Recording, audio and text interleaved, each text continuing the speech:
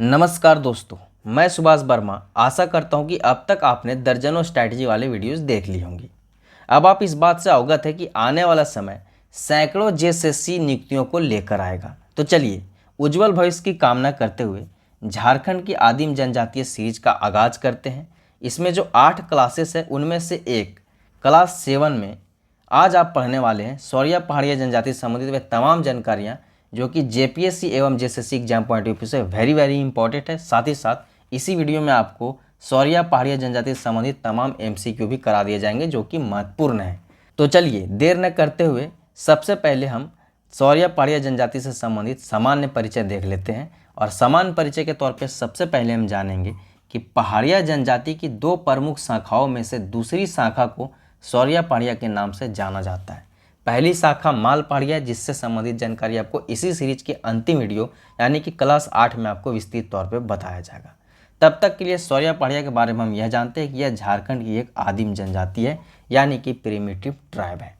दोस्तों, इनकी जो जनसंख्या है 2011 की जनगणना के अनुसार 46,222 है, जो कि राज्य की जनजाति की जनसंख्या का 0.53% है। इतना आपको ध्यान में रख के चलना है।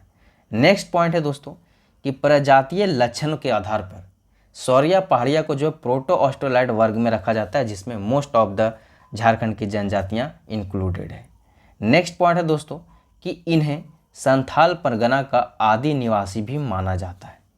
यह जनजाति स्वयं को मलेर कहती है और इसे आप VVI कर ले। और इनका जो प्रमुख संक्रेदन है वह राजमहल का दामिनेको में है। अब दोस्तों, एज ए झारखंड जी के स्टूडेंट आपको पता होना चाहिए कि दामिनेको क्या है और ये कहाँ है। लेकिन अगर आप इस बात से अवगत है तो ठीक है, कमेंट सेक्शन में कमेंट करिए, अदरवाइज मैं किसी न किसी झारखंड जीके के प्रैक्टिस सेट वीडियो में इसे समझा ही दूंगा। लेकिन फिलहाल एग्जाम पॉइंट ऑफ व्यू से इस वीडियो के संबंध में आपको इतना बता दूं कि सदरलैंड के प्रयास से 1833 ईस्वी में सौरिया पहाड़िया जनजाति के लिए एक पृथक पहाड़ी प्रक्षेत्र दामिनेको का सृजन हुआ था। इतना आप फिलहाल याद रखें। नेक्स्ट पॉइंट है कि इनकी जो भाषा है वह माल्तो है और माल्तो भाषा द्रविड़ भाषा परिवार से संबंधित है। दोस्तों, एक भाषा है कुड़ुक। कुड़ुक भाषा से यह माल्तो भाषा काफ़ी मिलती जुलती है और कुड़ुक जो है उरांव जनजाति की भाषा है। और अगेन यह जो कुड़ुक भाषा है वह द्रविड़ भाषा परिवार से बिलोंग करता है। तो इतनी बातें आपको यहाँ पे ध्यान में रखनी थी। नेक्स्ट पॉइंट है कि संथाल परगना में जो है यह जनजाति बोलचाल हेतु बांग्ला भाषा का प्रयोग करती है। जो कि आप अगर मैप पढ़े होंगे झारखंड जीके का तो आप इस बात से अवगत हैं कि संथाल परगना के काफ़ी जिले बंगाल बॉर्डर से टच करते हैं और इनका जो दामिनेको वाला क्षेत्र है वह भी। तो इनके लिए जो भाषा है संथाल परगना क्षेत्र में जो ये रहते हैं सौरिया पहाड़िया के लोग, वह बांग्ला भाषा का भी प्रयोग बोलचाल में कर लेते हैं। किसके अलावा? माल्तो के अलावा। ठीक है, इतना ध्यान में रखना। लेकिन वर्तमान में लोग हिंदी अंग्रेजी भी सीख रहे हैं। ठीक है, अब चलिए इतना तो आप इनके बारे में सामान्य बातें जान ली। अब आइए हम इनके समाज, संस्कृति और शासन से संबंधित बातें देखते हैं। दोस्तों, यह जनजाति मुख्यतः पहाड़ी क्षेत्रों में निवास करती है। इनके आवास को अड्डा कहा जाता है। ठीक है, ये आप VVI कर लीजिए कि सौरिया पहाड़िया जनजाति का जो पहाड़ी क्षेत्रों में यह निवास करती है मुख्यतः इनके आवास को अड्डा कहा जाता है। अगर इनके विवाह की हम बात करें तो इनमें सर्वाधिक प्रचलित जो मोस्ट फेमस मैरिज सिस्टम है वह है आयोजित विवाह। अब इससे संबंधित कुछ बातें हैं जो आपको नोट कर लेनी है जो कि आपके लिए इम्पोर्टेंट साबित होगा। सबसे पहले ये कि इनमें जो है विवाह हेतु लड़की का सहमति आवश्यक माना जाता है।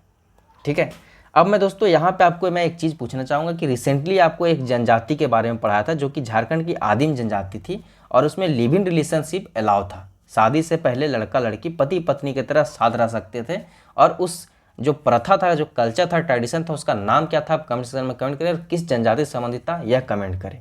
और मैं आपको अगेन बोलता हूँ कि मैकाले शिक्षा पद्धति और लंबे टाइम की गुलामी में हम यह भूल गए कि जो संस्कृतियाँ बाहरियों का कॉपी करते हैं वह कहीं ना कहीं हमारे यहाँ भी विद्यमान थीं। बस उन्हें हमें समझने की और पढ़ने की ज़रूरत है और अपने लोगों को समझने की ज़रूरत है। नेक्स्ट पॉइंट है कि इस जनजाति में गोत्र नहीं पाया जाता है। तो इसको आपको ध्यान में रखना है कि इस जनजाति में गोत्र नहीं पाया जाता है। बहिर्जातीय विवाह निषिद्ध है, जाति के बाहर विवाह नहीं कर सकते हैं। विवाह विच्छेद एवं पुनर्विवाह की प्रथा पाई जाती है। पुनर्विवाह कर सकते हैं, विवाह विच्छेद यानी कि विधवा मतलब डाइवोर्स होता है। ठीक है, विवाह संस्कार संपन्न कराने वाले व्यक्ति को वेद सिद्धू कहते हैं। ये आपके लिए इम्पोर्टेंट है कि पुरोहित के समकक्ष एक पद है इनमें, जिसे वेद सिद्धू कहा जाता है। इतना आपको याद रखना है। इनमें जो वधु मूल्य है उसे पौन कहा जाता है। वधु मूल्य बहुत बार पूछा जाता है। आपको पता है वधु मूल्य क्या होता है? पिछले वीडियो में मैंने बताया था, एक जन कमेंट भी किया था। वधु मूल्य वधु मूल्य जनरली वर के द्वारा वधु को दिया जाता है। शॉर्ट में इतने जाने, आप पिछले वीडियो देखिए, उसमें मैंने डिटेल में बताया हुआ है। इस वीडियो में मैं आपको विवाहगिरी के बारे में डिटेल में बताऊंगा। हर वीडियो में एक जो कीवर्ड है उसे मैं डिफाइन करता जा रहा हूँ। अब आइए युवागिरी के बारे में देख लेते हैं। तो युवागिरी को इनमें कोढ़वा कहा जाता है, और युवकों के लिए अलग होता है, युवतियों के लिए अलग होता है। युवक के लिए जो युवागिरी होता है उसे मस्मिक कोढ़वा कहा जाता है, और युवतियों के लिए जो युवागिरी होता है उसे पेलकम कोढ़वा कहा जाता है। आइए मैं आपको युवागिरी से संबंधित कुछ शॉर्ट में बताता हूँ कि एग्जैक्टली युवागिरी होता क्या है। तो दोस्तों, युवागिरी में युवक युवतियों को सामाजिक, धार्मिक, सांस्कृतिक एवं आर्थिक जीवन के पक्षों की जो जानकारी है वह परंपरागत अनौपचारिक शिक्षा के माध्यम से दी जाती है। इतना आपको समझना है युवागिरी के बारे में कि मोटा मोटी ये होता क्या है। दोस्तों, इनमें गांव का जो मुखिया होता है, मुखिया, पुजारी एवं अध्यक्ष, मांझी ही होता है। तीनों पद जो है ये अकेले हैंडल कर लेता है। तथा एक और बात है कि इनमें जो है 15-20 गाँव पर एक नायक होता है, और लगभग 80 गाँव में, 78 से 80 गाँव में जो है एक सरदार की व्यवस्था होती है। तो आप 3 नाम यहाँ याद रखें, सरदार, नायक और मांझी। सबसे इम्पोर्टेंट मांझी है, मांझी को एकदम नहीं भूलना। नेक्स्ट है कि अगर अन्य प्रमुख अधिकारियों की बात करें इनमें, तो सीनार है, भंडारी है, गिरी है, कोतवाल है। ठीक है, भंडारी संदेशवाहक के तौर पे याद रख सकते हैं। और स्टडी फॉर गो से संबंधित कोई भी जानकारी के लिए आप इस हेल्पलाइन नंबर 8986772733 पे संपर्क कर सकते हैं। और कोई भी सोशल मीडिया, खास करके इंस्टाग्राम पे आप इस यूजर नेम के माध्यम से मुझे ढूंढ सकते हैं, SB यानी कि सुभाष वर्मा _ सुभाष वर्मा। ठीक है, नेक्स्ट चलिए आगे मैं आपको बताता हूँ कि इनकी जो सामाजिक व्यवस्था है वह पितृसत्तात्मक है, एवं इनमें जो है पिता के मृत्यु हो जाने पर बड़ा पुत्र के समझ जो है संपत्ति का अधिकार आ जाता है। और यदि कोई भी पुत्र इनमें नहीं है तो संपत्ति पर जो है परिवार के साथ रहने वाले घर जमाई का अधिकार होता है। ध्यान दीजिएगा कि वैसे घर जमाई का अधिकार होता है संपत्ति पे पिता के मृत्यु के पश्चात जो परिवार के साथ रह रहा होता है। ठीक है, इतना ध्यान देना है।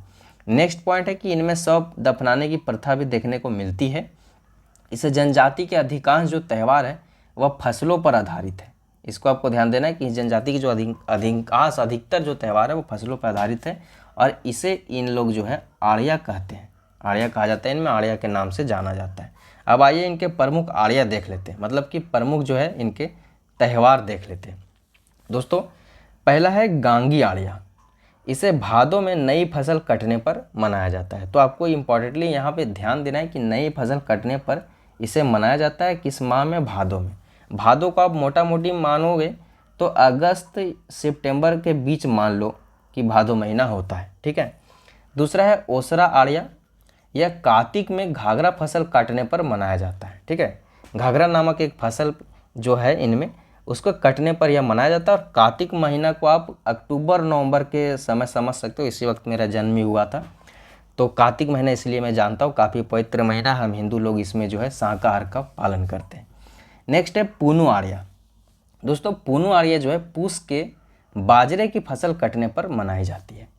जैसे आप देखिए शिक्षा का क्या महत्व है। जैसे आपने अगर पढ़ाई की हुई, जैसे मैंने पूस की रात एक नोवेल पढ़ा था, तो इससे मैं समझ गया तुरंत कि जो पूस होती है वो ठंड की महीने होती है। अगर मैं नहीं भी जानता कि यह जो पूस है दिसंबर जनवरी के समय में होता है, फिर भी मैं समझता कि ठंड के दिन में होती है। तो इसीलिए शिक्षा कहीं ना कहीं काम आती है। और यह जो मैं इस वीडियो में आपको पढ़ा रहा हूँ, यह न सिर्फ JPSC जैसे में काम आएगी, बल्कि कोई भी व्यक्ति अगर कोई जनजाति से बिलोंग करता है, खास करके सोड़िया जनजाति से बिलोंग करता है, या झारखंडी मूलवासी आदिवासी है, तो उसके लिए यह वीडियो इंपॉर्टेंट है।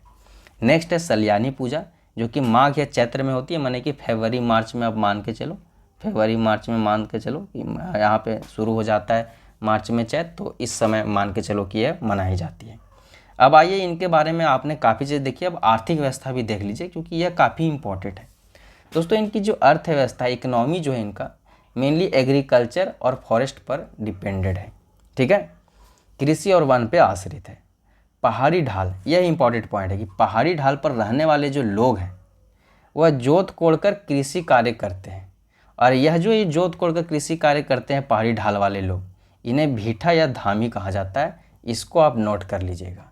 और एक और बात कि ललित प्रसाद विद्यार्थी के वर्गीकरण के अनुसार इस जनजाति के द्वारा स्थानांतरणशील मतलब कि झूम कृषि किया जाता है, जिसे ये लोग कुरवा कहते हैं। इसे आप VBI कर लीजिएगा, ठीक है।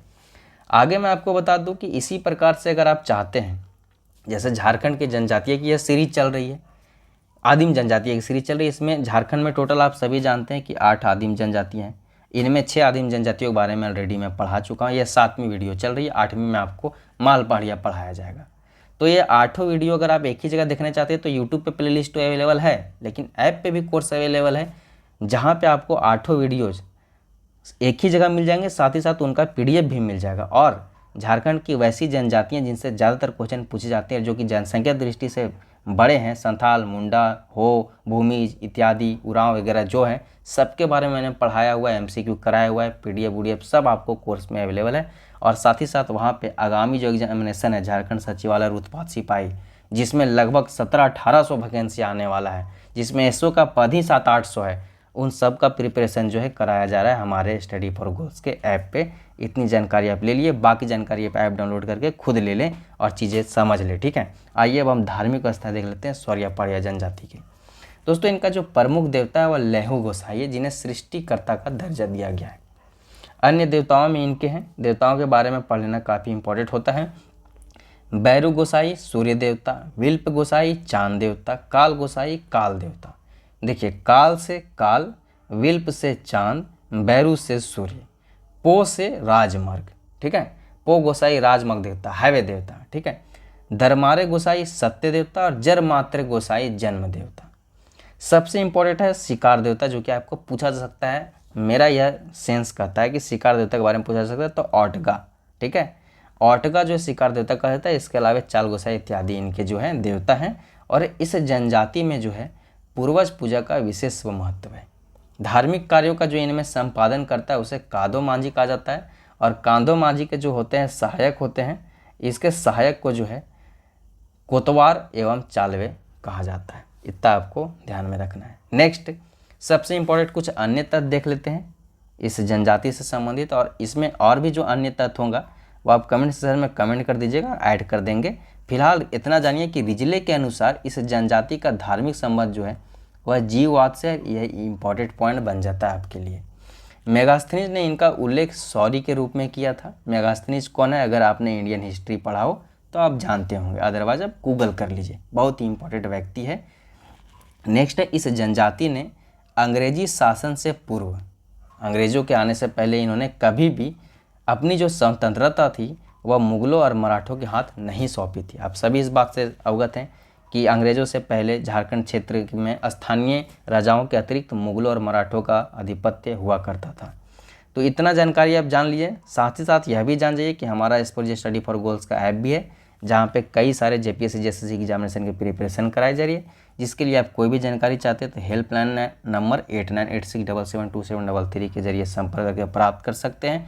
आपको मेरा काम अच्छा लगता है तो SB_सुभाष वर्मा के माध्यम से इंस्टाग्राम और ट्विटर पर फॉलो कर सकते हैं। इंस्टाग्राम पे आप मैसेज कर सकते हैं, बातचीत कर सकते हैं। यह तो थी यह सामान्य बातें। अब आपको सौर्या पहाड़िया जनजाति से संबंधित MCQ कराता हूं, जो कि आपके लिए इस वीडियो में सबसे इम्पोर्टेंट पार्ट शायद होने वाला है, क्योंकि बहुत सारे लोग जो है बुक से भी यह पीछे की जानकारी पढ़े होंगे, लेकिन इस तरह से सिस्टमेटिक वे में, सीक्वेंस वे में शायद नहीं पढ़े होंगे, जो कि मैंने बहुत सारी किताबों को पढ़ने के बाद कंपाइल करके लिखा है। और इतनी बेहतरीन तरीके से लिखा है कि इसे आप कहीं भी लिख सकते हो और आपका 100% मार्क्स आ जाएगा। साथ ही साथ MCQ में भी काम आएगा। अब कुछ MCQ जो है एक्सपेक्टेड वो आप देख लीजिए। तो दोस्तों, सौर्या पहाड़िया निम्नलिखित में से किस प्रजाति से संबंधित है? आपके समझ प्रश्न आ चुका है। ऑप्शन है मंगोलॉयड, आर्यन, द्रविड़ या प्रोटोस्टोलॉयड।